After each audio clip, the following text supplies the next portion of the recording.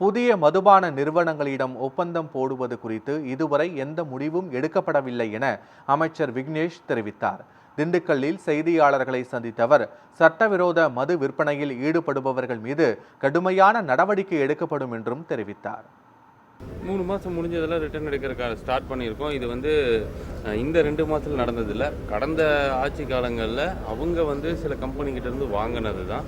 அதான் சொன்னோமே, தமிழக அரசு இப்போ முடிவு பண்ணியிருக்கிறது என்னென்னா, கன்சியூமர் என்ன நினைக்கிறாங்களோ, அது எந்த பொருளாக இருந்தாலும் சரி, ஒரு வாங்குபவரோட என்ன நினைக்கிறாங்களோ அந்த பொருளை வாங்கணுங்கிற அடிப்படையில் தான் டாஸ்மாக் நிர்வாகம் செயல்பட்டுருக்கு.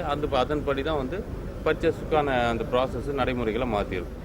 நீங்கள் எல்லாம் என்ன நினைக்கிறாங்கன்னா, ஒரு தடவை பிடிச்சா அதுக்கப்புறம் விட்டுருவாங்க, நம்ம பெயிலில் உடனே வந்துடலாம், திருப்பி பண்ணலாம்னு நினச்சிக்காதீங்க.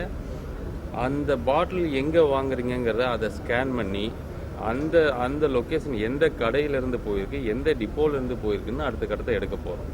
ஸோ அப்படி எடுக்கும்போது அது உங்களுக்கு மட்டும் கிடையாது, அந்த ஒட்டுமொத்த உங்களுக்கு கொடுத்தாங்க பாருங்கள், அவங்களுக்கு வரைக்கும் பிரச்சனை நடக்கும். அதனால் மேக்ஸிமம் சில்லிங் கம்மியாகும். அது பண்ணக்கூடாதுன்னு தாழ்மையாக கேட்டு